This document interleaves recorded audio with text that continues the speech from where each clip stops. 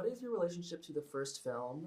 Do you remember watching it the first time, and what were your reactions like? I don't remember watching it again. It was like it just became part of our life.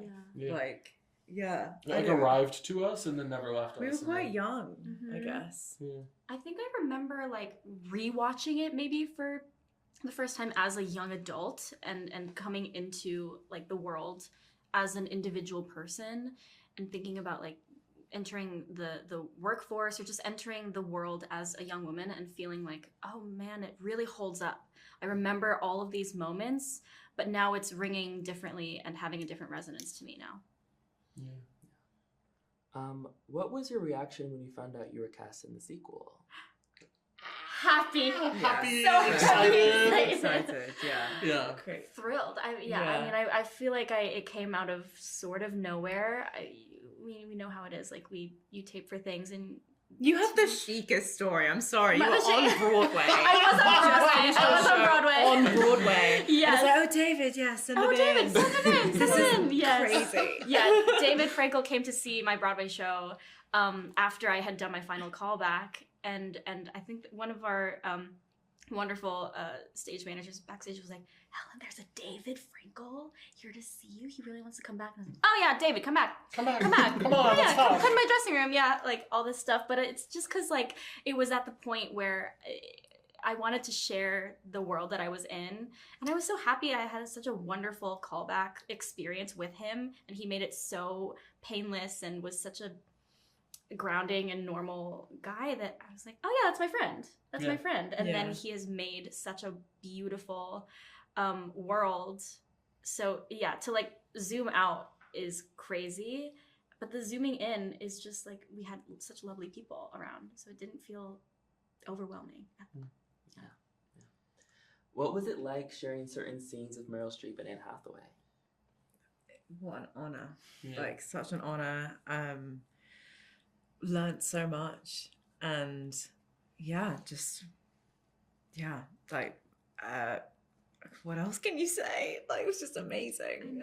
It is like, what else can you say? Like it really is like, the professionalism and the talent is like what you would expect, and then you're like, yeah, that's just happening. Like that's crazy. I'm watching like one of the best, like regardless of who you're talking about, you're like, I'm watching one of the best actors living like act right now. That's crazy. Now that I hear us talk about it back, I'm like, it was rare air, but I don't know that it felt special for sure while we were doing it, but it is rare air, and I don't know that I clocked it while we were doing it, that it was like it's sometimes when you get distance and perspective you can really like see it and feel it.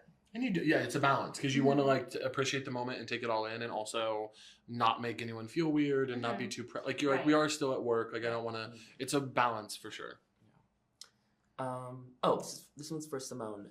Simone, your new character is the new Emily, so to speak, but she isn't flustered. In fact, she's quite the opposite. She's really cool and composed. Can you tell me more about how you and the filmmakers brainstormed what your character would be like? Yeah.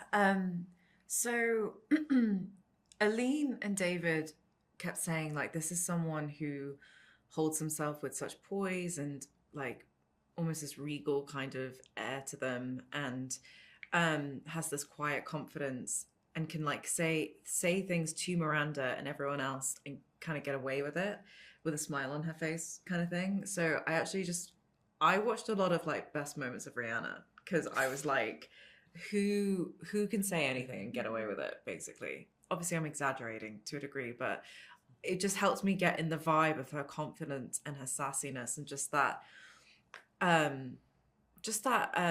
to embody that kind of feeling as a woman and then paint it in my own way, for a better word. So that was a small insight to the process of developing her. Cool. Helen, you were performing in Broadway in the Broadway musical Maybe Happy Ending. At the same time you were filming the scenes from this movie. What was that process like? For Maybe Happy Ending, it was such a personal, amazing journey. And at that point, I think I had done about 200, 300 performances. So it was something that I wasn't necessarily like nervous about remembering the lines anymore.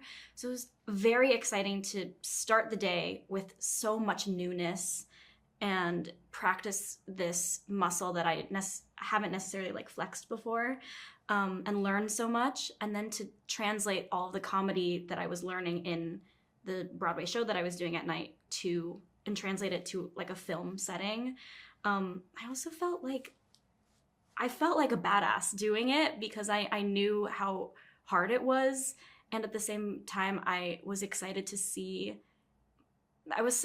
to like surprise myself, and do something that maybe necessarily on paper I would have been like, I can't do that. That's too overwhelming. That's too crazy. And I was surrounded by an amazing support system, and everyone on set was so lovely and patient and wonderful that it just kind of felt like, let me just show up and try my best, and the rest will fall into place. Cool. Caleb, your character Charlie has a happy to be here vibe, but he expresses so much through his like subtle moments. Did you come up with like a backstory for him? Yeah, it's funny because it is like not so dissimilar from like my own. Like I thought a lot about like him being from a place like where I'm from, like kind of middle of nowhere, like rural America, and like wanting to move to New York and like be able to express himself. And Alina and I talked a lot about Nigel in the first movie, talking about reading Runway magazine under the covers with a flashlight and it being like a beacon of hope for kids like him and kids like me, Caleb, and also a kid like Charlie. And yeah, just I think the reason he's so happy to be there is because it means something different to him. He didn't I envisioned his character as not having grown up somewhere where there was access to a lot of open-mindedness or chicness or any of that. So yeah, that was some of the stuff that I was like thinking through with Charlie and why he would be so happy and like elated to be chained to his chair at his desk and having this hard job that was so hard for Andy, and like that Emily had so much anxiety in the original, why his perspective would be more aligned with like Nigel's feelings about it. Yeah. Molly Rogers, your incredible costume designer, said she wanted to put everyone in timeless clothes that made them look and feel their best. What was it like collaborating with Molly, and do you have a favorite look from the film? We were saying Molly, Yeah. the costume department, Molly's whole team were just amazing. Jake, Danny, Jessica, and the whole makeup and hair department. But costumes, it was just, she's a great personality. And she's we're seeing her tonight, right? Yeah. She understood the assignment. Yes. Because when you're doing costumes for the sequel of Devil Wears Prada, you know that there's going to be like expectation. And I think that to Molly's point of it wanting it to be timeless, like people want, I don't know, I think she wanted it to have the same kind of like standing the test of time, at least in like in a fashion sense, sort of towards the first movie, and having like a very specific point of view, I think was that. And so on set she was always like discerning and intentional about the pieces that she was talking about. All right. One last question. Why do you think a story like Devil Wears Prada continues to endure? The first film has the first film has not only reimagined The first film has not only remained a fan favorite, but it continues to grow with like a new generation.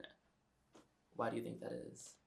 I think it's such a satisfying movie to watch, to see Andy Sachs come in and she's overwhelmed and out of her depth in this hyper-real fashion world with these hyper-real characters, and she's in New York, and then she rises to it and overtakes Miranda and has the makeover, and it's just so satisfying to watch. And I think it's a universal story that is timeless, right? So anyone from any generation watching it is rooting for her. Yeah. And in rewatches, I feel differently about her journey. Yeah, you were saying so I that, think that the older you get, whenever it arrives in your life, I think there's something to glean from it. Even like Miranda's journey with her husband and her kids, and like being a mother and trying to balance family and work, like those are all, that's pretty universal theme. So I think it reaches a lot of different kinds of lived experiences. I think the original and the new film all tap into a number of cultural obsessions that we have. We're obsessed with New York, being young in New York. We're obsessed with power and money and looks and who gets to be near all of that. But I think really when I think about it, and what I got so excited about reading this script was that the thing that I love the most about the first film is that it's truly character driven. And if I showed, you know, if you showed somebody 15 lines from the movie and you said, which character do you think said this? You could get it with almost 100% certainty, which is the same about great sitcoms and about great plays. Like, could you tell if there was no name and no delivery, like who said each line? And Aline's brilliance as a writer, that's what it is. And the second one maintains that as well. It has that character driven like brilliance in the writing. And then her and David collaborating, like the way he directed both of these films is just like, yeah, they were meant to make these movies together, I think. Yeah.